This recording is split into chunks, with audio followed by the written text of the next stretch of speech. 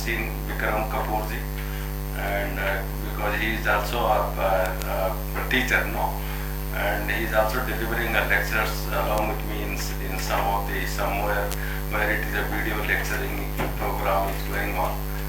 So I have seen the faces here. Somewhere I recognize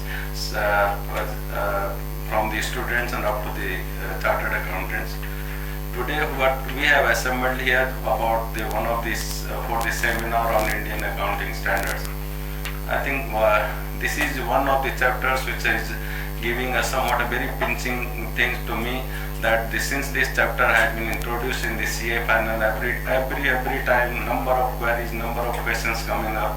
In fact, we have already hold one program in NIRC in the Biswas Nagar. At that time, the hall was full of its capacity, and somebody was wandering here, somebody somewhere, and everybody has got a very confused reply and the reaction to this chapter of Indian accounting standards. You see, by late, certainly some of the confusions has gone up, but still I am receiving every day maybe around 2, 3, 4 mails from different parts of the country, the students, that what is coming in the examination, what is not coming, so what should we do, how should we approach to these chapters, or there are some other chapter, there are another chapter which has been changed, the chapter 6 about the financial instruments, and that is also based on the NDS. You see, just when the Bhavna told me that we are conducting one of the workshop for the NDS. You see, in spite of the fact that today I was having some another engagement about the seminar there was some lectures in the NIFM. From where I am coming, it was the whole day lectures, but anyhow then I cut down it for half day, and then I told them, see, I will be taking only the first session, and the second session I will be going to this address to the student, because you see, every time as far as when the question of the students comes, it's very close to my heart. And even I haven't got a time, I can't say no to the students at least. And whenever they ask some questions, I feel very comfort and very happy about answering the questions of the students. You see, today we'll be discussing, as the Bhavna told, that is the Indian accounting standards, and because there's some patriotism concept is linked it. But kabhi na Indian accounting standard becomes very confusing, because when I was writing my thesis, I have just submitted my thesis on this IFRS, where basically the hypothesis which I have taken when I started this thesis from I think 3 years back, and that whether after introducing these NDS and IFRS in India, whether the financial statement will be comparable or they will be uniform to the rest of the world or not. So that was the basically thesis, and when I was discussing with the guide about the Indian accounting standards, she was always telling me why this Indian accounting, what are the present accounting standards which are there, they are not Indian. So by calling them Indian accounting standards, sometimes the question comes that what are the existing accounting standards, whether they are Indian or they are foreign. But anyhow, they are also the accounting standards, and just to make a distinction between the existing one we have named is Indian accounting standard, nothing else, and actually we can't name it another way. Either we write them accounting standards, or how to differentiate between existing standards which are 29 and these are 39 now, and they are going to be 40 after some time, because the 2 more accounting standards are going to be replaced, the NDS 115, then they will become 40. So अभी जो अब आएंगे जो 40 है, जो existing है 29 है, तो थोड़ा उनको डिस्टिंक्शन करने के लिए ऐसा काम किया गया था, अदरवाइज ऐसा कोई इंटेंशन नहीं था कि इनको नाम इंडियन अकाउंटिंग स्टैंडर्ड रखा जाए. See, today we'll be discussing, you have first of all, because there are some of the chartered accountants here, we'll be discussing, addressing those issues also. But पहले मैं आपको बताना चाहता हूँ कि जो CA फाइनल में ये 2 चैप्टर आए हैं ना, एक तो चैप्टर है overview of Indian accounting standards. तो आपके पास आपके सिलेबस में सबसे बड़ा कंफ्यूजन क्या है कि सारे स्टूडेंट ये पूछते हैं कि सब ये NDS सिलेबस में आ गए. तो मैं आपको पहले बताना चाहता हूँ कि आपके यहाँ NAS सिलेबस में नहीं है. आपके पास केवल एक ही चैप्टर है जिसका नाम है introduction of Indian accounting standards, और उसके अंदर कार्व आउट्स हैं, कुछ डिफरेंसेस हैं एग्जिस्टिंग अकाउंटिंग स्टैंडर्ड के अंदर, और उनका थोड़ा रोड मैप का भी इम्प्लीमेंट होंगे। अगर आप इतना ही कर लेंगे तो शायद इस चैप्टर के लिए इतना ही बहुत है। और आपके पास बहुत चैप्टर है, एक नहीं, आपके पास 29 अकाउंटिंग स्टैंडर्ड्स है, एक चैप्टर ये है जहाँ तक स्टैंडर्ड की बात आती है, और आपके पास फाइनेंशियल रिपोर्टिंग में और बहुत चैप्टर्स हैं। तो पेपर तो 100 नंबर का आना है, रादर 116 नंबर का पेपर होता है, और उसमें से एक चैप्टर है, और चैप्टर भी आप लगा लीजिए कि मतलब कितना आ सकता है एक चैप्टर में से क्वेश्चंस, तो ज़्यादा से ज़्यादा 5-6 नंबर का आ जाएगा, ठीक है। तो बट बच्चों को ये इम्प्रेशन है कि शायद ये यही सारा Indian accounting standard NDS syllabus में आ गए, और हमको तो 40 है और हमको तो पता ही नहीं कुछ नहीं इसके बारे में, कैसे पढ़ेंगे 40 स्टैंडर्ड नहीं पढ़ने आपने। और इतना कोई इंस्टीट्यूट ऑफ चार्टर्ड अकाउंटेंट इतना अन्याय नहीं कर सकता आपके ऊपर कि आपको 40 स्टैंडर्ड ये पढ़ा है, 29 ये पढ़ा है, तो 69, तो फिर बाकी और चैप्टर पढ़ा है, तो फिर तो आपने एक ही पेपर पास कर पाओगे, बाकी तो नहीं कर पाओगे। तो एक चैप्टर है, आपको दिमाग में प्रेशर नहीं डालना अपना।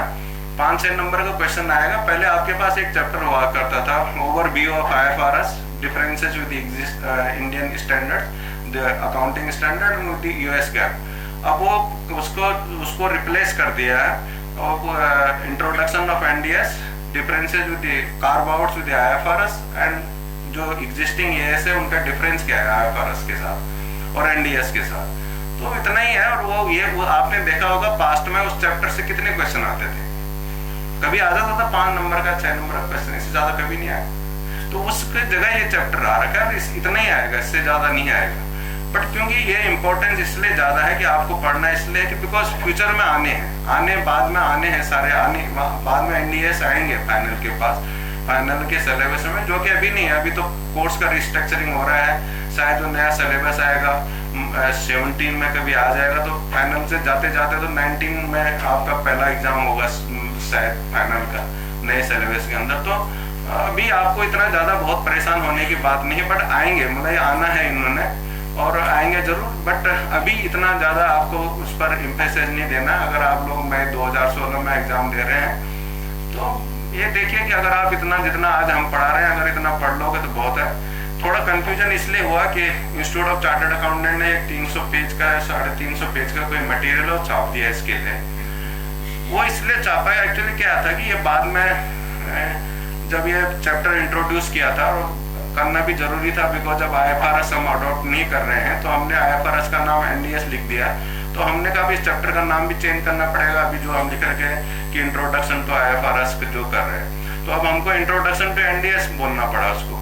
तो चैप्टर उतना ही है, वही 4-5 नंबर वाला, उससे ज्यादा नहीं है। आएगा तो इतने में कभी आता भी नहीं था उससे तो, पर वो इंस्टीट्यूट ने इसलिए छापा वो 350-400 पेज का, क्योंकि अभी आया था। उन्होंने कहा भी ये नया चैप्टर आ गया, आओ विनोद जी, आप और आपके स्टूडेंट नहीं आए अभी हैं, तो जो मैं इसलिए उन्होंने वो पूरा मटेरियल छाप दिया कि उसमें क्या है, उसमें समरी भी है, सारे NDS के सारे समरीज हैं। इनफैक्ट वो ये जो होता है ना, एक एजुकेशन मटेरियल छापा जब हम NDS बना रहे थे। I was having a privilege to be in that NDS formulation committee. तो बाद में उसका एक एजुकेशन मटेरियल छापना था कि एक्सप्लेन करने के लिए, सबको थोड़ा बहुत बताने के लिए। तो बहुत ये भी था, इंट्रोडक्शन का ये था। उसके बाद और भी एजुकेशन मटेरियल आ रखे थे। तो भाई इस बोर्ड ऑफ स्टडीज ने ये सोचा कि क्या हम अलग से अपना मटेरियल बनाए, तो ये ऑलरेडी मटेरियल बना हुआ है, तो इसी को मतलब आप प्रिंट कर दो। बट वो उस वक्त ये नहीं सोचा शायद कि बोर्ड ऑफ स्टडीज ने कि भाई ये स्टूडेंट का एक चैप्टर है और 350 पेज अगर एक चैप्टर के लिए पढ़ेंगे तो इनके पास तो कितने चैप्टर, 29 तो अकाउंटिंग स्टैंडर्ड है, वो अपने आप में 29 चैप्टर है। बाकी आपके पास अमलगमेशन है, होल्डिंग है, म्यूचुअल फंड्स है, पता नहीं कितने और चैप्टर्स हैं। तो परहैप्स वो थोड़ा सा उसका इंडिकेशन गलत हुआ, इसलिए बच्चे ज़्यादा परेशान हो गए। बट आपको परेशान होने की जरूरत नहीं, आप उसको पढ़ो जितना आज अगर हम यहाँ डिस्कस करेंगे, अगर इतना भी आप समझ जाएंगे तो आपका काम चल जाएगा फाइनेंशियल रिपोर्ट में इस चैप्टर के जहाँ तक ख्याल है। और आप अपने और चैप्टर पर कंसंट्रेट करो। आपके पास स्टैंडर्ड एग्जिस्टिंग है 29 है, आपने देखा होगा institute of chartered accountant board of studies वालों ने आपका मई 2016 के लिए सिलेबस भी पब्लिश किया हुआ, जिसमें कि अकाउंटिंग स्टैंडर्ड 29 तक है। और एक उसमें से एक चैप्टर ये भी है, ठीक है, 29 के बाद ये है। तो स्टैंडर्ड तो वही है जो पुराने वाले हैं, मतलब उसमें कोई चेंज नहीं है, और NDS आपके सिलेबस में है भी नहीं।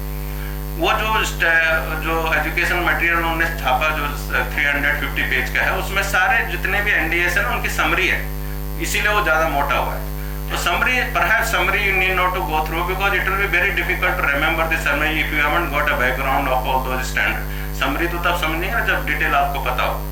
तो शायद summary को आपको पढ़ने की जरूरत नहीं, बाकी जितना है बाकी आप कर लेंगे, वो ज़्यादा नहीं है बाकी। ये इसके अलावा एक और चैप्टर चेंज हुआ है, जो है कि जो चैप्टर 6 है आपके यहाँ का फाइनेंशियल इंस्ट्रूमेंट्स का।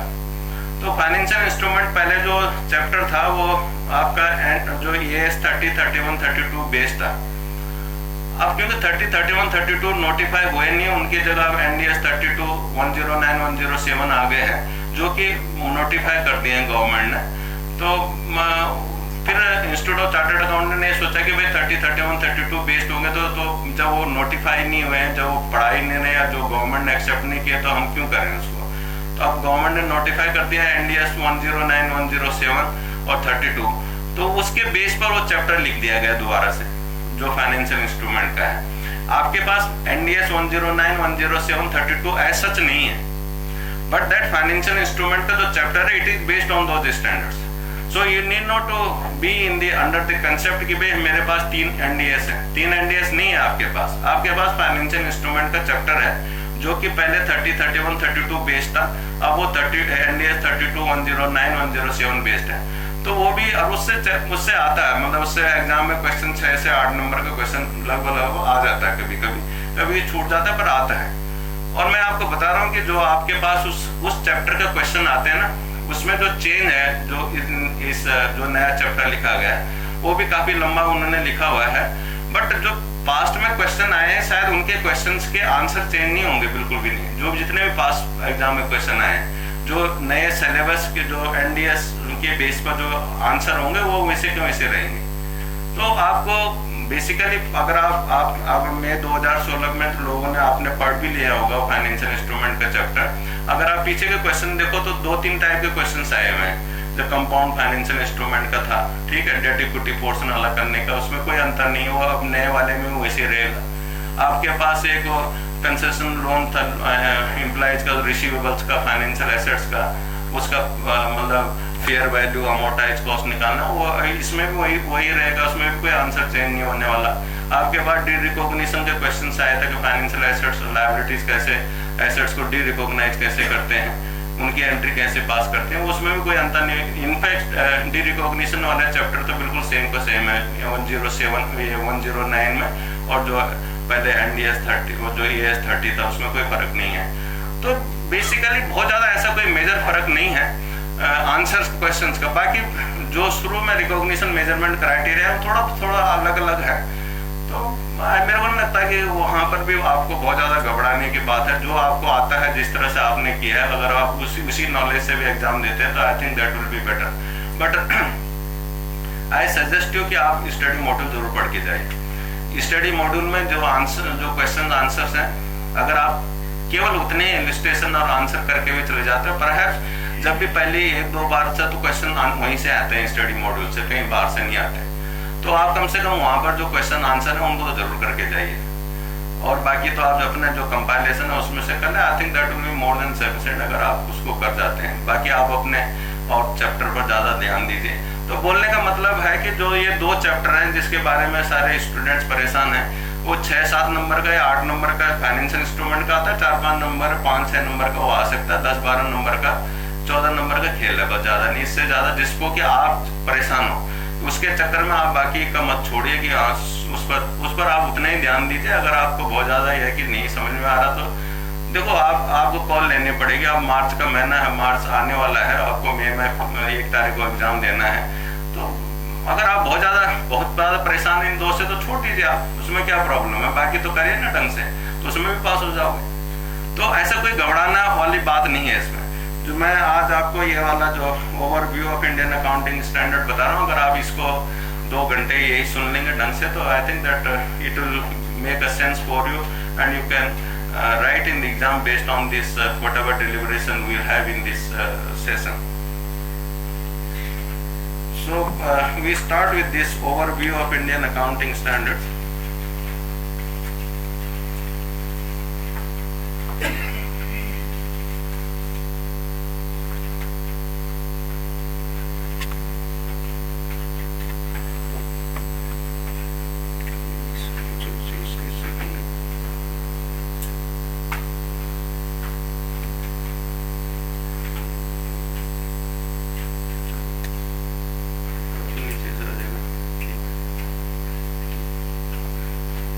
इसी जैसे कि आपको पता है कि जो ये NDS है, इंडियन अकाउंटिंग स्टैंडर्ड, जिसका कि हमने शॉर्ट फॉर्म बोल दिया INAS, इंडियन अकाउंटिंग स्टैंडर्ड को NDS बोलना शुरू किया हमने।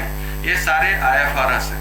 बेसिकली हम IFRS न बोल के हम उनको NDS बोल रहे हैं। तो पहले तो ये समझना होगा कि IFRS क्या होते हैं, व्हाट आर दोज IFRS, कौन बनाता है उनको और उनकी क्या वैल्यू है कि जो सारी दुनिया वाले उसके बारे में सब लोग उसको मानने को राजी हैं। तो there must be somebody who promulgate those IFRS and what is that body. So the International Accounting Standard Board है जो कि लंदन में जिसका दफ्तर है वो IFRS बनाता है और इसका office it is situated in London but it does not govern by the London laws, मतलब यूके के लॉज से हिसाब से नहीं हो। It's autonomous bodies and it's a committee और बोर्ड एंड न तो उसको यूके गवर्नमेंट फाइनेंस करती है, ना यूके गवर्नमेंट के रूल रेगुलेशन से वो अकाउंटिंग प्रिंसिपल बनाती है। For the regulation of the organisation as such it may be regulated by the UK laws, but जो अकाउंटिंग प्रिंसिपल वो बनाती है it does not consider the UK laws for formulating the accounting principles. It formulate the accounting principle purely based on the accounting basis, वो किसी country के law को ध्यान में नहीं रखती। तो ये इसका ऑफिस लंदन में है। ये एक इंटरनेशनल अकाउंटिंग स्टैंडर्ड बोर्ड होता है जिसमें कि बहुत कंट्री से रिप्रेजेंट करते हैं लोग और उसमें भी इंडिया से भी कभी है हमारे वहाँ रिप्रेजेंटेशन। तो ये बोर्ड जो है अकाउंटिंग स्टैंडर्ड इशू करता है और इस बोर्ड को फाइनेंस करते हैं कौन, हम जो इंटरनेशनल जो अकाउंटिंग बॉडीज है, हमारा इंस्टीट्यूट ऑफ चार्टर्ड अकाउंटेंट उसमें से भी एक है जो कि उसको फाइनेंस करता है। उसके अलावा और भी हैं जो और जगह उसको फाइनेंस करते हैं। तो फाइनेंसिंग पैटर्न उनका ऐसा है, क्योंकि फाइनेंसिंग ये नहीं कि यूके गवर्नमेंट से फाइनेंस आता है उनका, कोई फाइनेंस बाहर बहुत जगह से आते हैं। कंपनीज फाइनेंस करती हैं, अकाउंटिंग फर्म फाइनेंस करती हैं उसको और अकाउंटिंग बॉडीज फाइनेंस करती हैं जो कि उसके और वहाँ पर एक कमेटी है जो कि अकाउंटिंग IFRS इश्यू करती है। अभी IFRS क्या है, पहले इनका नाम IAS हुआ करता था और अभी भी है। इसमें क्या है कि पहले जो 2002 से पहले इंटरनेशनल अकाउंटिंग स्टैंडर्ड कमेटी थी और वो जो इश्यू करती थी वो इंटरनेशनल अकाउंटिंग स्टैंडर्ड इश्यू करती थी, उनका नाम था IAS। और IAS 41 तक, जिसका लास्ट जो है एग्रीकल्चर अकाउंटिंग का है, उन्होंने IAS के नाम से इश्यू किए। 2002 में उस कमेटी में काफी रिस्ट्रक्चरिंग हुई और जब ये रिसेशन का टाइम था तो उस वक्त ये बाद में जो 2007-2008 में, तो उसके बारे में बहुत डिबेट भी हुई। बट 2002 के बाद उन्होंने क्या किया, उस कमेटी में जब रिस्ट्रक्चरिंग हुई तो उन्होंने कहा कि हम अब के बाद अब जो स्टैंडर्ड इश्यू करेंगे उनका नाम लिखेंगे IFRS, international financial reporting standard. पहले बोलते थे वो इंटरनेशनल अकाउंटिंग स्टैंडर्ड।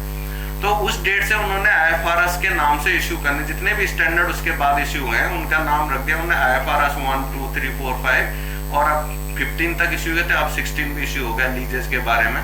और जो पुराने स्टैंडर्ड को वो डिलीट करते रहे इस तरह से। बट जो अभी भी IAS है, IAS जब हम IFRS की बात करते हैं तो it includes the IAS also. It is not that it is only IFRS। जो इंटरनेशनल फाइनेंशियल रिपोर्टिंग स्टैंडर्ड जो है वो अभी 15 थे, अब नया एक 2-4 दिन पहले एक नया इश्यू हो गया जो लीजेस के बारे में है और वो पहले जो लीजेस का IAS 17 था वो डिलीट होकर IFRS 16 बन गया। तो ना जो नए स्टैंडर्ड इश्यू हो रहे हैं वो अब IFRS के नाम से हो रहे हैं, पहले वाले IAS के थे। बट जब हम IFRS की बात करते हैं तो that includes IAS and IFRS both, ठीक है।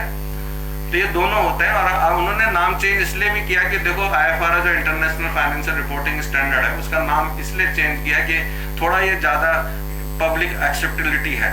ये जितने भी प्रिंसिपल हम बना रहे हैं, चाहे IFRS में जो हमारे अकाउंटिंग स्टैंडर्ड में है, वो क्यों बनाते हैं हम principle? They are applied for preparation of general purpose financial statement. What are the general purpose financial statement? जो स्टेटमेंट जो है, जो फाइनेंशियल स्टेटमेंट, जो balance sheet, profit and loss account है, आवाज नहीं आ रही,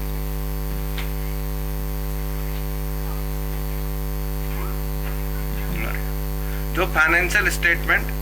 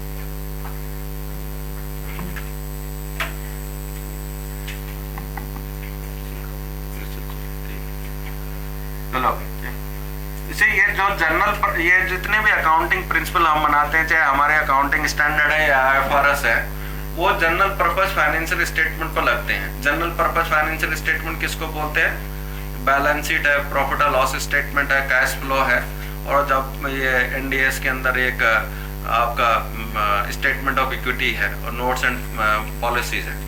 तो ये जनरल पर्पस फाइनेंशियल स्टेटमेंट है। जनरल पर्पस फाइनेंशियल स्टेटमेंट का क्या मतलब होता है कि इन फाइनेंशियल स्टेटमेंट का बनाने का कोई स्पेसिफिक पर्पस नहीं होता है, उनका पर्पस जनरल है। जनरल मीन्स किसी के पर्पस के लिए हम नहीं बना रहे हैं इसको, हम ये एज अ रूटीन मैटर उसको बना रहे हैं, और ये किसी के भी द्वारा यूज हो सकते हैं। Anybody can use it. It may be used by bankers, it may be used by the government, by the tax department, by the investors, by the creditors. So many users are there, they can be used, and they will be made in such a way that कि ये सबको information, relevant information provide करते हैं। तो इसलिए इनको general purpose बोलते हैं। और ये जितने भी इंटरेस्टेड स्टेक होल्डर हैं, जिनके लिए मैं बोल रहा हूँ कि उनके लिए हम बना रहे हैं, हम अपने लिए नहीं बना रहे हैं उन पर्पस, जो ये फाइनेंशियल स्टेटमेंट को।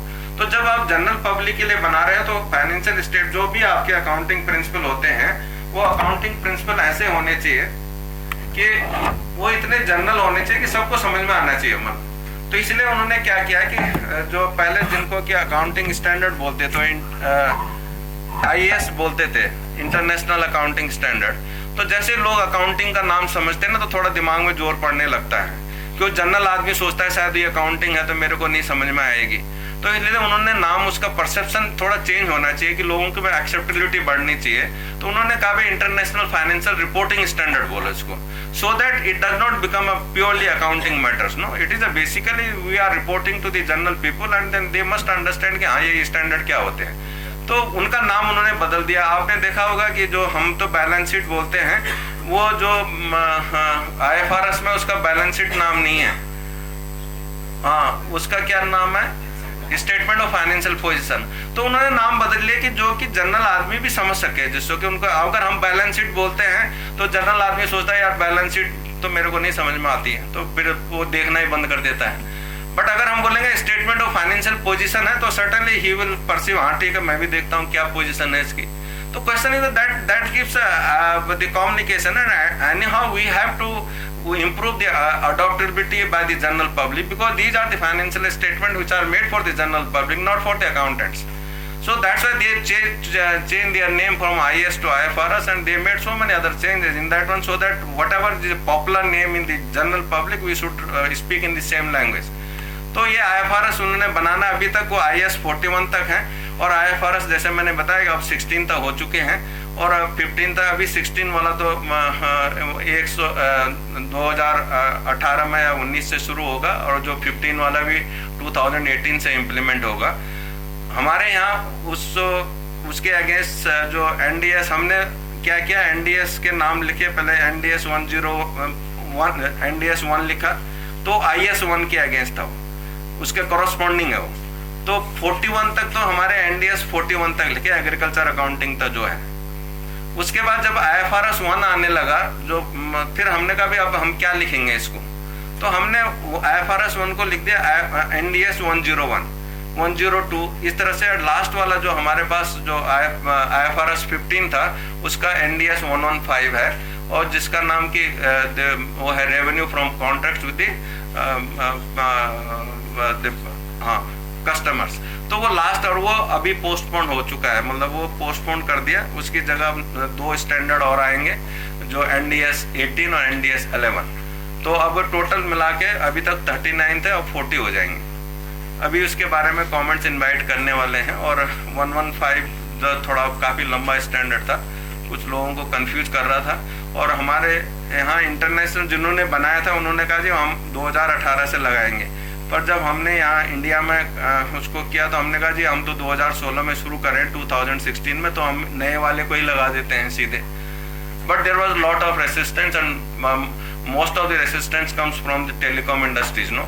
तो सबसे ज़्यादा वहाँ से आएगी। उन्होंने कहा जी ये अभी हमारा प्रॉब्लम है, इसमें टेलीकॉम वाले जो है हम रेगुलेटरी अथॉरिटी को लाइसेंस फी देते हैं, इसके हिसाब से तो रेवेन्यू बढ़ जाएगी, हमको लाइसेंस फी भी ज़्यादा देने पड़ेगी, सर्विस टैक्स का क्या होगा, ये होगा, so many issues were there. तो that's why it was also postpone. And उसकी जगह वो जो पुराने 2 स्टैंडर्ड हैं, NDS 18 रेवेन्यू का और NDS 11 जो कंस्ट्रक्शन कॉन्ट्रैक्ट्स का, वो दोनों आएंगे।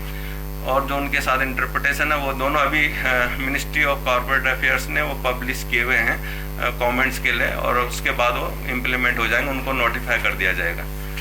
तो that is the history of the IFRS। और अभी तक क्या है कि ये IFRS 114-115 कंट्रीज में उन्होंने अडॉप्ट कर रखे, या कहीं कहीं उन्होंने, जैसे हम लोगों ने उनको अडॉप्ट नहीं किया हुआ, पर हमने उनको क्या किया, हमने उसको थोड़ा चेंज करके कन्वर्ज किया हुआ है। तो कन्वर्ज बहुत कंट्रीज ने कन्वर्ज करके किए, किसी ने अडॉप्शन करके किए हैं।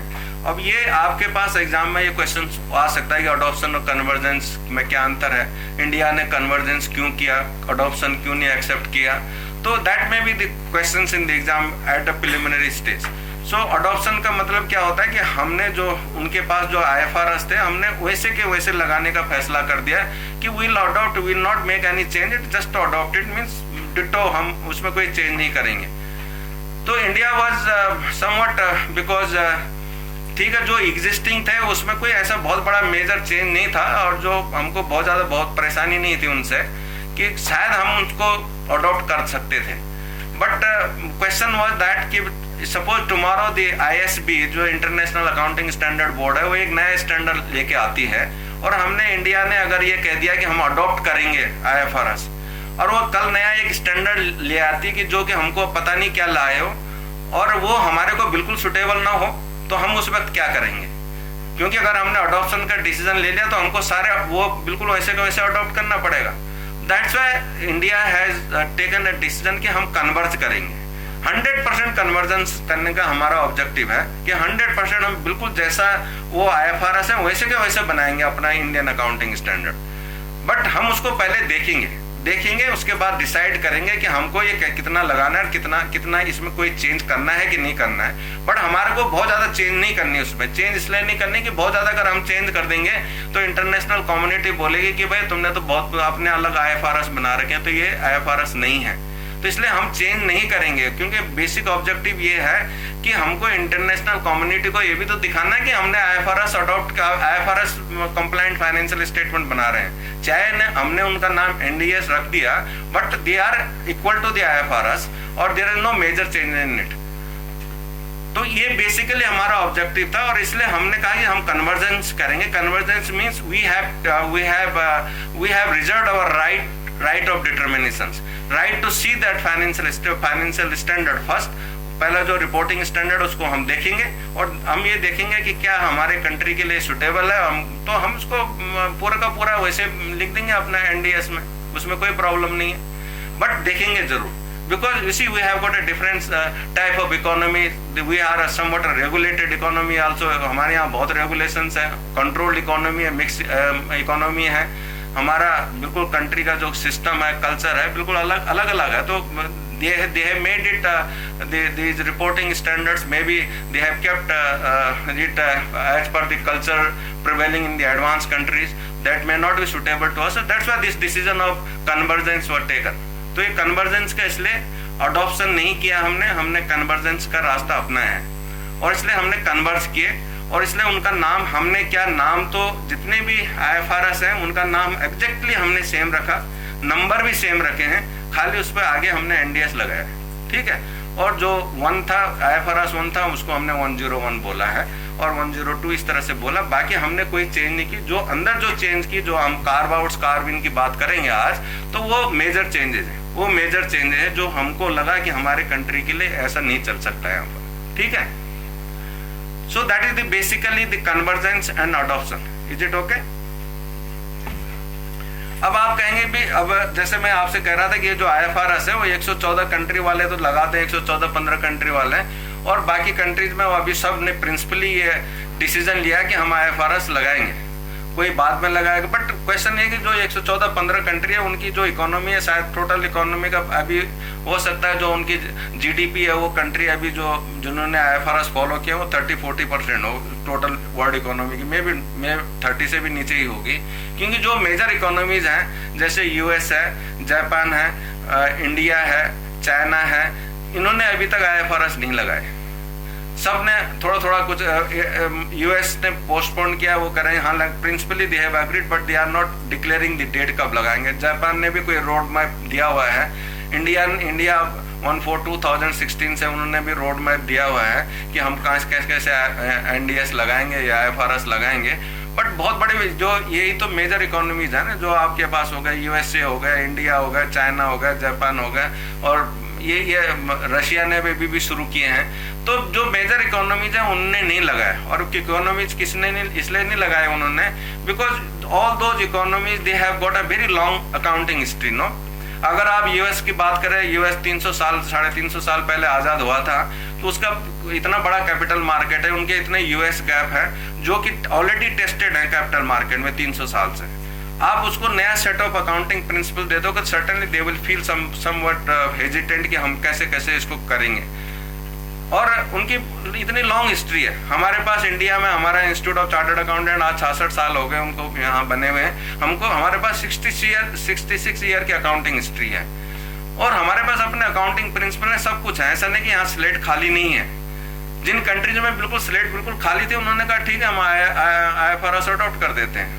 हम लोग जाते हैं, हमने मॉरिशस में ऑडिट किया था किसी रेगुलेटरी अथॉरिटी का, वो आईएफआरएस लगाते हैं बिकॉज उनकी कोई अकाउंटिंग हिस्ट्री नहीं है। उनके पास तो चाहे आईएफआरएस लगाओ या कोई भी लगाओ एक ही बात है उनके लिए, उनका अपना कोई रिसर्च नहीं है उसमें अकाउंटिंग में, तो उनको ईजी था लगाना। हम कुछ भूटान की कंपनीज का ऑडिट करते हैं तो वहाँ भी आईएफआरएस चलते हैं क्योंकि उनको भी ईजी है, उनके पास कोई अकाउंटिंग हिस्ट्री नहीं है। बट हम लोगों को जिनकी इतनी लंबी अकाउंटिंग हिस्ट्री है उनको जल्दी से आईएफआरएस पर शिफ्ट होना थोड़ा प्रॉब्लम है।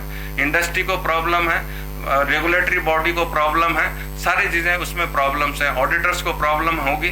तो ये इसलिए हमारे को थोड़ा ट्रांजिशन थोड़ा टाइम लग रहा है इस बात पे। तो थोड़ा बट ये चीज सबने एग्रीड कर ली है कि हम आईएफआरएस लगाएंगे। सारे ऑल ओवर वर्ल्ड में सबने एग्रीड किया हुआ है कि हम आईएफआरएस लगाएंगे। और ये IFRS क्या है, इट इज समवॉट एक अकाउंटिंग लैंग्वेज है which will be spoken all over the world. एक दिन ऐसा होगा सब एक ही लैंग्वेज बोलेंगे and perhaps that will facilitate your the business, because सब एक दूसरे की लैंग्वेज अगर समझते हो तो उसमें ज़्यादा कंफर्ट्स होता है। और इंडिया में भी ये FDI को बढ़ाने का एक वन ऑफ द रीज़न था कि भाई अगर हम IFRS लगाते हैं तो जो बाहर के जो इन्वेस्टर्स हैं वो हमारे फाइनेंशियल स्टेटमेंट पर रिलाई करेंगे, उनको ज़्यादा समझ जाएंगे, बिकॉज उनके कंट्री में भी ऐसे होता है, यहाँ भी ऐसे होगा, they will feel comfortable. Because बाकी गवर्नमेंट ने अपने तरफ से बहुत ease of doing so many regulation खत्म कर दिए हैं, बड़ा उनको इन्वाइट कर रहे हैं। बट अगर हमारा accounting system somewhat complicated which does not tell you their accounting system, certainly they feel some uneasy in this sector. तो अगर ये हमारा ये भी ठीक हो जाए, ये भी हम उसी तरह की लैंग्वेज बोल रहे हैं, उसी तरह की अकाउंटिंग करने जो उनके कंट्री में होता है, तो शायद वो ज़्यादा कंफर्टेबल फील करेंगे and they will like to invest in India more. So that was the basically the reason.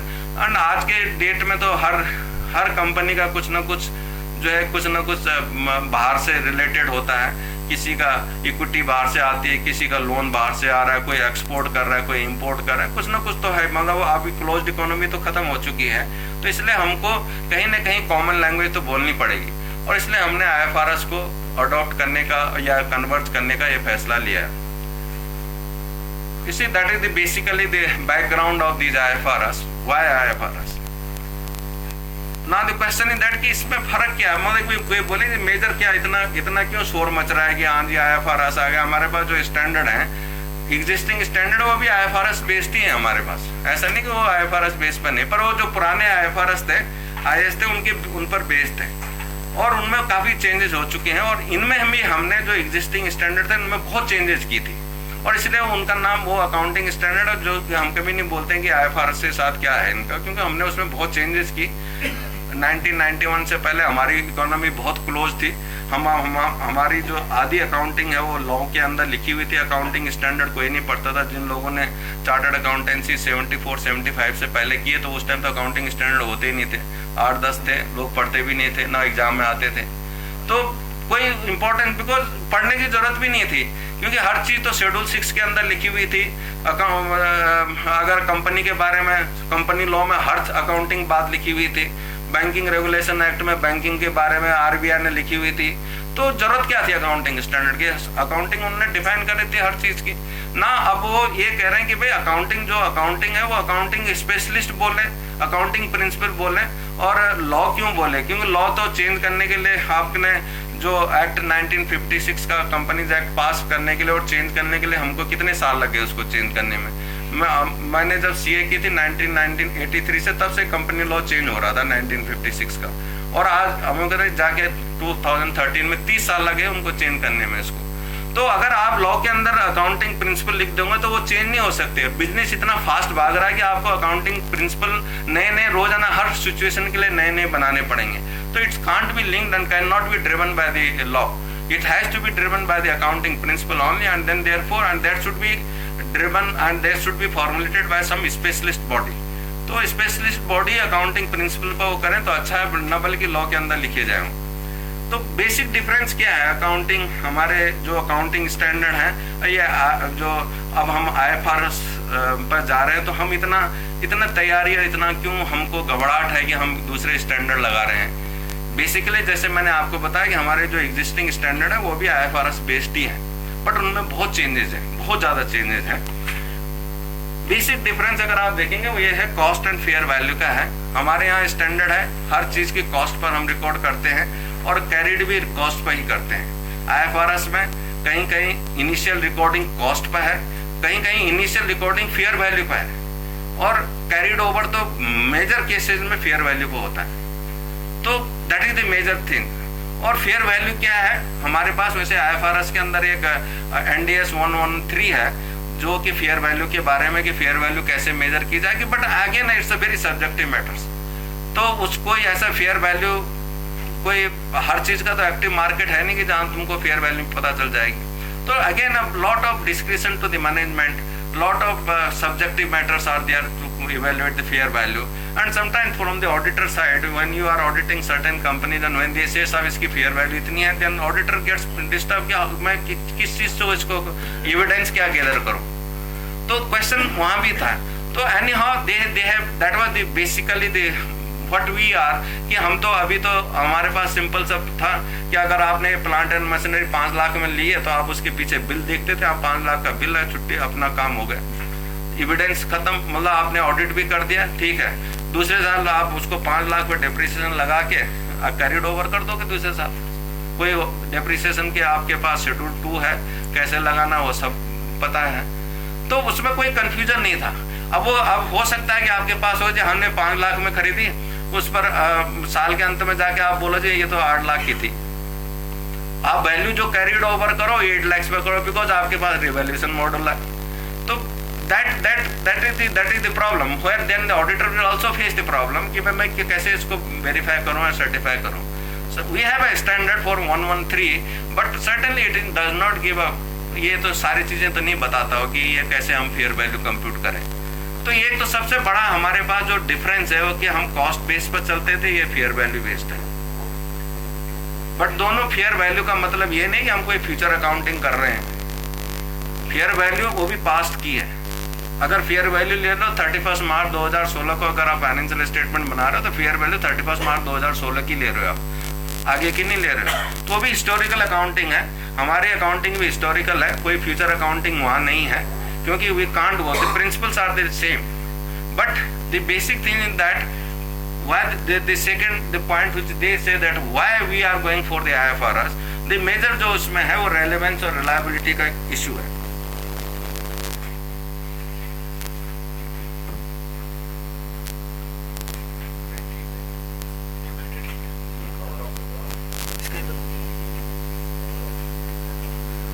जो मेजर इश्यू है वो रेलेवेंस और रिलायबिलिटी का है।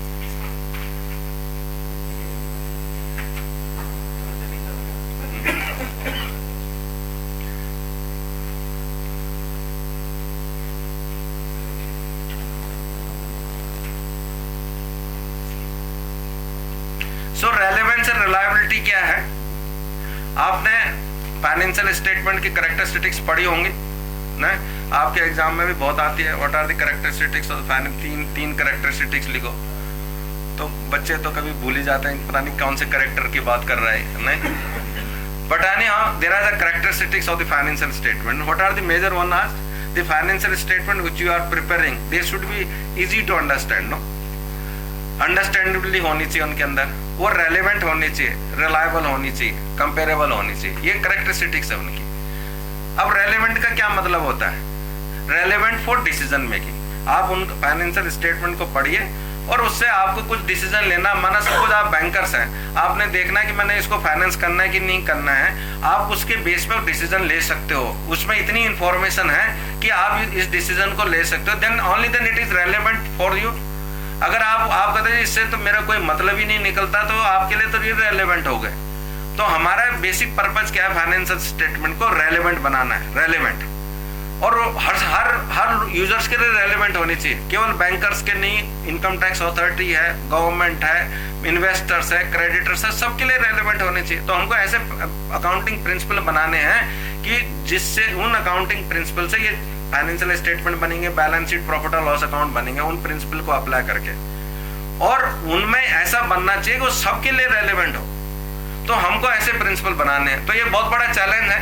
और हमने कहा जी जब हम बोलते हैं फाइनेंशियल स्टेटमेंट कैरेक्टरिस्टिक्स में रेलेवेंट होने चाहिए, और साथ साथ में हम ये भी बोलते हैं रिलायबिलिटी भी होनी चाहिए उसमें।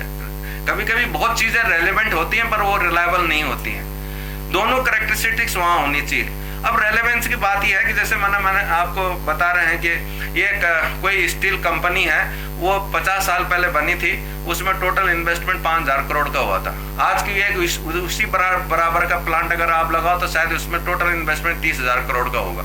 उसकी एसेट साइड होगी 30,000 करोड़, पुराने वाले 50 साल पुराने वाले की उसकी एसेट साइड का टोटल होगा 4000 करोड़, क्योंकि डेप्रिसिएशन भी लगा दिया होगा, कुछ होगा 3000 करोड़ आ जाएगा उसका depreciation. Total asset side 3000 crore, जो नया प्लांट होगा उसका 30,000 करोड़। आप कहोगे, जो जनरल इन्वेस्टर है वो कहेगा जी ये तो 30,000 करोड़, ये तो बहुत बड़ी कंपनी है, तो बहुत छोटी कंपनी है। ऐसा नहीं है।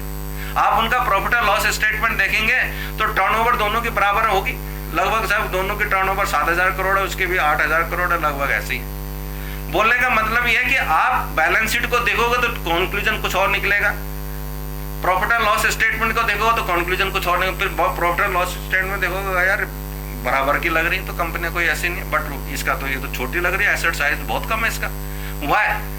आपका बिकॉज जो बैलेंस शीट में रेलेवेंट इंफॉर्मेशन नहीं है। रेलेवेंट क्या है? वो जो नई इंफॉर्मेशन है उसकी 30,000 करोड़ की, एक्चुअली वो एसेट जो उसके पास है वो भी 30,000 करोड़ के ही हैं, आज की डेट में उनकी वैल्यू भी इतनी है, बट हमने वो पुराने हम कॉस्ट माइनस डेप्रिसिएशन पर चलते हैं। They say that the present value, the fair value is more relevant than the cost based value. आप पास्ट पर चल रहे हो 30 साल पुराना, अगर आप उसकी आज की वैल्यू लगाओ तो लगभग वो उसके साथ मैच करेगी, लगभग, और इससे इन्वेस्टर कंफ्यूज नहीं होगा। It is giving a relevant information rather than अगर आप 4,000 करोड़ और 30,000 करोड़ को कंपेयर करोगे तो आपको ये 4,000 करोड़ वाले तो बहुत छोटी कंपनी बेकार है। Why you are taking this decision? Because आपके वो वाला जो इंफॉर्मेशन जो आप दे रहे हो वो उतना रेलेवेंट नहीं है। वो कहते हैं अगर आप IFRS लगाओगे, हर चीज फेयर वैल्यू पर दिखाओगे तो शायद वो भी 30,000 करोड़ के आसपास होगा उसकी वैल्यू उन एसेट्स की। तो that will give investor will be, और जो भी डिसीजन लेगा उनके लिए तो रेलेवेंट होगा नहीं है। प्रॉब्लम ये है कि वो 30,000 करोड़ की वैल्यू कैसे लगाएं वो अलग बात है, बट वो रेलेवेंट है, दैट्स मोर रेलेवेंट। जो चीज आपने 30 साल पुरानी खरीदी, 30 साल का जो स्टेटमेंट आप दे रहे हो, 30 साल, the past is past, history is not that much of, what is more relevant is the future. We can't do the future accounting, that we know, but our जो हमारे अकाउंटिंग प्रिंसिपल ऐसे होने चाहिए कि जो फ्यूचर को बारे में बताएं, फ्यूचर के बारे में बताएं, ऐसे प्रिंसिपल हमने बनाने हैं, और जो फ्यूचर के बहुत नियर हो, जिससे कि लोग फ्यूचर में इंटरेस्टेड है। पास्ट में तो कोई इंटरेस्टेड नहीं है, सब फ्यूचर में इंटरेस्टेड है। इन्वेस्टर है तो फ्यूचर में इंटरेस्टेड है, बैंक है तो फ्यूचर में इंटरेस्टेड है कि कंपनी का क्या होगा। तो हमारे accounting principle no doubt they are historical, but उनका बनाने का तरीका ऐसा होना चाहिए कि वो फ्यूचर के बारे में बताएं हमको। तो क्वेश्चन ये बहुत बड़ा चैलेंज है, और वो चैलेंज में जो IFRS है वो because they are nearer to the future and that's why they become more relevant, and that is the only thing. May be that in the reliability section they come down, जैसे हमने वो जो asset थी हमारे पास में fix asset, उनकी भी value लगभग सब 25,000 करोड़ के लगभग है, हमने रिवैल्यूएशन कराया 25,000 करोड़ है। आप फिर क्वेश्चन उठाओगे कैसे किया जी आपने, किससे कराई, उसको कैसे पता चली 25,000 है कि 30,000 है कि 22,000 है? All subjective matter. Reliability comes down. There are a lot of questions on the fair value. But the question is that you have to make a trade-off between the relevance and reliability, which is more important. Whether you go for reliability or you go for relevance. So people say, no, you see, I have to take a future decisions. So it should be relevant. Relevant will be given a more weightage rather than the reliability. For the improving the reliability of those financial statement, will certainly will make some other provisions, some other principle, जो कि इसकी reliability को भी हम जरा ठीक कर लें. But relevance is the most important in that case, and that's why the people all over the country they think that IFRS are nearer to the futures, and that's why they are more relevant than our cost-based accounting, and that's why we should go for the IFRS. That's the decision why all over world the people are going. They say they are better principle, because they are nearer to the relevant and they are more relevant than what the cost-based accounting is. So that's the basically. But certainly they have a lesser reliability. Maybe the questions are more in wherever the reliability goes. That is the relevance and reliability. And जब मैं आपको बताना कि हमारे जो accounting principal है हम इस तरह से बनाते हैं कि वो फ्यूचर के नज़दीक हो। फ्यूचर क्या बताएं? आप यही बोलोगे जब हिस्टोरिकल अकाउंटिंग है तो फ्यूचर का कैसे बताएगा, हिस्ट्री कैसे बताएगी फ्यूचर के बारे में? और मैं आपको 1-2 एग्जांपल देता हूँ। हम बनाते हैं ऐसे प्रिंसिपल, हम फ्यूचर को देख के बनाते हैं प्रिंसिपल। आप देखिए आपका करंट अकाउंट, जो आपका करंट और नॉन करंट की डेफिनेशन देखिए, आप एसेट की डेफिनेशन देखें, they are all based on the future. और if you go by the current assets क्या होते हैं, वो कहते हैं जिनका एडजस्टमेंट या जिनसे आपको पेमेंट जो है नेक्स्ट 12 मंथ्स में आने वाली हो। We are taking about in next 12 months, means we are talking about the future. The definition is based on the future. What is the definition of the asset? That where there is a future benefit. So in spite of our historical character, we have all things are defined in such a way that they are futuristic. they becomes futuristic and they becomes relevant to the users. So that is basically the issue, and we want to make our financial statement more relevant. And perhaps the people are of a considered view that IFRS are more relevant than the cost-based accounting. So that's why we are going for that IFRS, that relevance and reliability.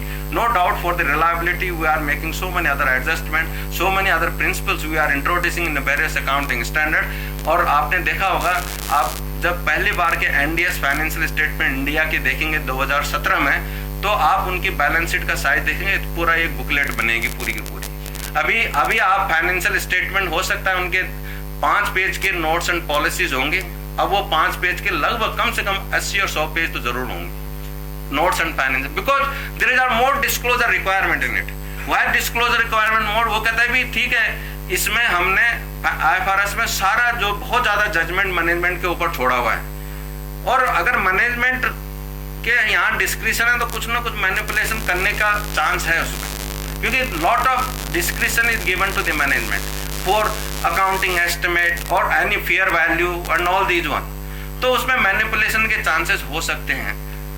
तो उन्होंने कहा जी चलो आप जो भी कर रहे हो, जिस तरह से आपने डिसीजन लिया, तो प्लीज डिस्क्लोज इट, एंड वो हर चीज की डिस्क्लोजर है उसमें, एंड डिस्क्लोजर रिक्वायरमेंट बहुत ज्यादा है। ये एक बहुत बड़ा फर्क है हमारे एग्जिस्टिंग AS और NDS में, कि डिस्क्लोजर रिक्वायरमेंट बहुत ज्यादा है उसके अंदर, और डिस्क्लोजर रिक्वायरमेंट ज्यादा होने के कारण, क्योंकि ये भी एक चेक है मैनेजमेंट के ऊपर, अगर वो कुछ गलत प्रोसेस अपनाते हैं और हम बोलते हैं जी उसको डिस्क्लोज कर दो जो भी करते हो आप, तो सर्टेनली जब उनको पता है कि अगर वो इंटेंशनली ऐसा काम कर रहे हैं तो डिस्क्लोज करने में उनको डरेंगे, वो थोड़ा उनके ऊपर चेक आएगा, वो कहे नहीं छोड़ो मत करो, ऐसे ही कर लो, ठीक ही कर लो काम।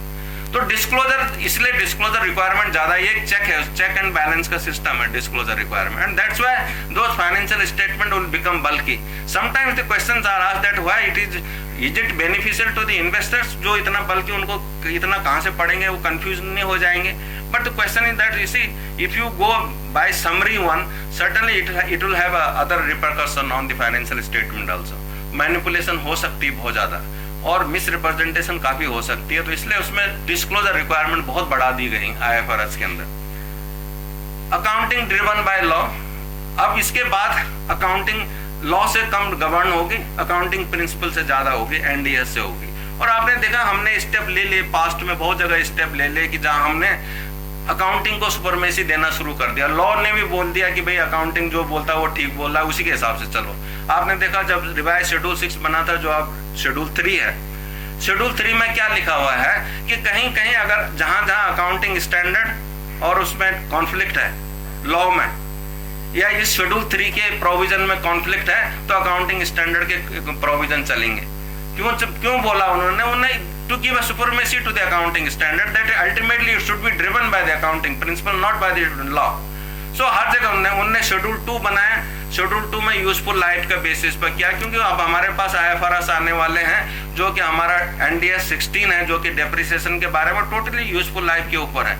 तो हमने अपना लॉ भी उसी तरह से बनाया हुआ है, और वहां भी हमने काफी चेंजेस की हैं, जो कि basically to make it suitable for the implementation of this NDS. So that was basically, now the law will prescribe a less. That's तो इसी जो driven by law है या subjective है, हमने जो अभी मैप दिया हुआ है NDS का इम्प्लीमेंटेशन का, अभी क्या मैप है NDS इम्प्लीमेंटेशन का?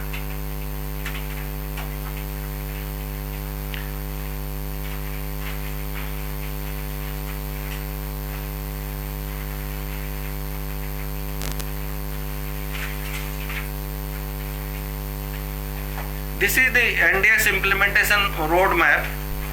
वो कहता है कि 16-17 से उन कंपनीज पर लागू होंगे जो 500 करोड़ या उससे ज़्यादा नेटवर्थ है जिनकी, 1-4-16 से। पहले तो कुछ वॉलंटरी किया था, वॉलंटरी तो कितने कंपनियों ने किया अभी पता नहीं है, बट कौन करेगा वॉलंटरी, मैंडेटरी करने में परेशानी है। तो 1-4-2016 से 500 करोड़ और जिसके ज़्यादा नेटवर्थ है उनको मैंडेटरी है, और लोगों ने शुरू करना अप्रैल आने वाला है, तो उन्होंने उनके लिए मैंडेटरी है। उसके बाद 17-18 से 250 करोड़ या उससे ज्यादा की नेटवर्थ वालों के लिए मैंडेटरी है NDS लगाना, और उसमें सारे लिस्टेड कंपनीज है, मतलब लिस्टेड कंपनीज की 250 करोड़ से भी नीचे भी है तब भी उनको NDS लगाने। तो ये उन्होंने रोड मैप दिया, पर इसमें insurance, banking, non banking financial institution नहीं है। वो क्यों नहीं है? क्योंकि वहां पर गाइडलाइंस इतनी ज्यादा थी, जो ड्रिवन बाय लॉ जिसको बोलते हैं ना, वो इतने ज्यादा था कि उसको इतनी जल्दी इंप्लीमेंट करना मुश्किल है। और इसलिए हमारे पास एक नया रोड मैप आया है जो बैंकिंग कंपनीज पर 1/4/2018 से लगेंगे, वहां पर 1/4/2018, और एक उसका भी उन्होंने रोड मैप दिया हुआ जो एनबीएफसी और इंश्योरेंस कंपनीज का। तो आज आरबीआई ने एक कमेटी बढ़ाई, भाई कैसे हम इसको इम्प्लीमेंट करेंगे, जो उसके प्रूडेंशियल नॉर्म है उनको कैसे बनाएंगे। तो that is a challenge there, no, but ultimately may B that जब वो एनडीएस आ जाएंगे उसके बाद सबके ऊपर एक कर्व सा लग जाएगा। हो सकता है जैसे रिजर्व बैंक ऑफ इंडिया आजकल अलग अलग स्कीम है, कभी कोई आ गया किंग फिशर वाला आ गया तो उसके लिए अलग रिस्ट्रक्चरिंग प्रोग्राम बना दिया कि हाँ जी ऐसे रिस्ट्रक्चरिंग कर दो, दूसरा वाला आ गया तो उसके लिए रिस्ट्रक्चरिंग अलग ढंग से प्रूडेंशियल नॉर्म बना दिए। ऐसा नहीं चलेगा। अब जब एनडीएस लग जाएंगे तो आपको उन्हीं के अंदर अपनी अकाउंटिंग करनी पड़ेगी। अगर आप उससे डेबिट होते हो तो सारे वर्ल्ड में शोर मचेगा, भाई इनके यहाँ तो वो एनडीएस थोड़े आईएफआरएस थोड़ी लगते, तो अपने बीच बीच में पता नहीं नए नए प्रिंसिपल कुछ और बना देते हैं। तो that will not be the profit determination can't be by the certain directions of the particular regulatory body like this. तो they will make a prudential norm within the parameters of those NDS। जो अभी जो major NDS है जो कि banks पर और financial institution पर लगने, जो ये फाइनेंशियल इंस्ट्रूमेंट का जो चैप्टर है ना, NDS 32, 109, 107, ये 3 स्टैंडर्ड है जो सारे बैंकों पर लगने, और उन पर तो कम लगेंगे, बैंक में तो सारी स्टोरी चेंज होने वाली है अकाउंटिंग की। Now that was the road map of these standards. Yeah. You see, before we go ahead, if you have any question, please ask. हाँ, थोड़ा सा कहीं ये ना हो कि आपको कुछ समझ में नहीं आ रहा और हम आगे बढ़ते जाएं। क्वेश्चन ये जो इंट्रोडक्शन में पूछा था, IFRS नाम ही रखा था, इंडियस का ऑब्जेक्टिव है। हाँ? Why did we not keep it as IFRS? What is the point of keeping it as? नहीं, IFRS बोलते हैं ना, एक्चुअली क्या है कि IFRS का नाम बोलते तो वो कहते हैं जी आप IFRS जैसे हमने लिखे वैसे करो। हमने कार्व आउट्स है उसके अंदर बहुत, जो हमें भी डिस्कस, हमने उनसे डिफर किया है कुछ चीज में, तो वो एग्जैक्टली वैसे नहीं। अगर हम अडॉप्शन बोलते तो तब तो हम कर देते, अडॉप्शन है। जैसे यहाँ हम कर रहे थे ना भूटान में, तो वो वही बोलते हैं IS1, IS2, IFRS 1 ऐसे बोलते हैं। हाँ, कंफ्यूजन तो है अभी नहीं। हाँ, पॉइंट का डिफीट हो रहा है। जो कार्व आउट्स है यहाँ पर, बिल्कुल सही बात है आपकी, जो कार्व आउट्स हमने लगाए हैं, हम एनडीएस इम्प्लीमेंट करेंगे ना, और जब 17 में पहला फाइनेंशियल स्टेटमेंट हम बनाएंगे तो कोई दुनिया वाला मानने वाला नहीं है कि IFRS कंप्लायंट फाइनेंशियल स्टेटमेंट है। वो कहते हैं कि आप ये क्लेम करो और ऑडिटर सर्टिफाई करेंगे they comply with the IFRS which are issued by the ISB, not by anybody else. तो ISB के कंप्लायंट है कि नहीं है, नोबडी कैन सर्टिफाई। क्यों सर्टिफाई? क्योंकि कार्व आउट्स हैं इसमें इतने। जो कार्व आउट्स का मतलब मेजर डिफरेंस, हमने कार्व का मतलब हमने वहां से कुछ निकाल दिया, रखने वाला रख दिया, that is the meaning of curve outs. तो वो जो कार्व आउट्स है, जब तक ये कार्व आउट्स रहेंगे तब तक तो कोई नहीं बोलेगा आप IFRS कंप्लायंट है। और that is the question which is being discussed with the ISB। हमारा जो institute of chartered accountant and ministry of corporate affair है, they are discussing this matter with the ISB कि नहीं साहब, हम इनके बावजूद IFRS कंप्लायंट बोलने चाहिए हमको, क्योंकि हमारी ये मजबूरियां हैं जो हम इसको कार्व आउट किया, हम बताते हैं आपको हमने क्यों किए ये, ठीक है, बिकॉज हम उनके बिना कर ही नहीं, ऐसा हम कर ही नहीं सकते जैसा आप बता रहे हो। तो the moment v satisfy them, so may be that they can say कि हाँ जी आप, बट आज की डेट में ऐसा नहीं है कि जो 2018 में जो फाइनेंशियल स्टेटमेंट आएंगे एनडीएस के, उसमें IFRS कंप्लायंट नहीं है।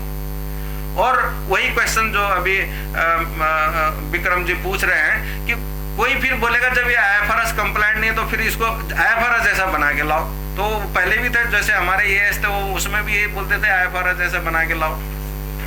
तो क्वेश्चन तो वहीं का वही रहेगा, बट शायद ये क्वेश्चन 1-2 कुछ साल में रिजॉल्व हो जाएगा, रिजॉल्व होगा, because our institute of chartered accountant and the MCA will certainly put for their point कि हमने ऐसा क्यों किया है, कार्व आउट्स किए क्यों हमने। तो if they will be satisfied, perhaps they will do, and then we can say we are IFRS compliant. But till today that is a question mark. That's a question mark, and we can't be said that we are after following this NDS, we cannot say that we are IFRS compliant in financial statement. हाँ जी, any other questions?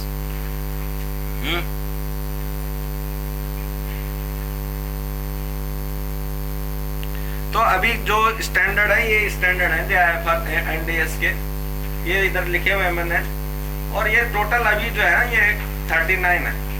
इसमें एक जगह नहीं लिखा हुआ है जो या एक दो स्टैंडर्ड है जो हम IFRS के अगेंस्ट नहीं किए हुए हैं थोड़ा, बाकी ये सारे हमने उसके कॉरस्पॉन्डिंग कर दिए। जो लास्ट वाला है 115 ये पोस्टपोन हो चुका है, और इसकी जगह दो स्टैंडर्ड आएंगे, NDS 18 और NDS 11।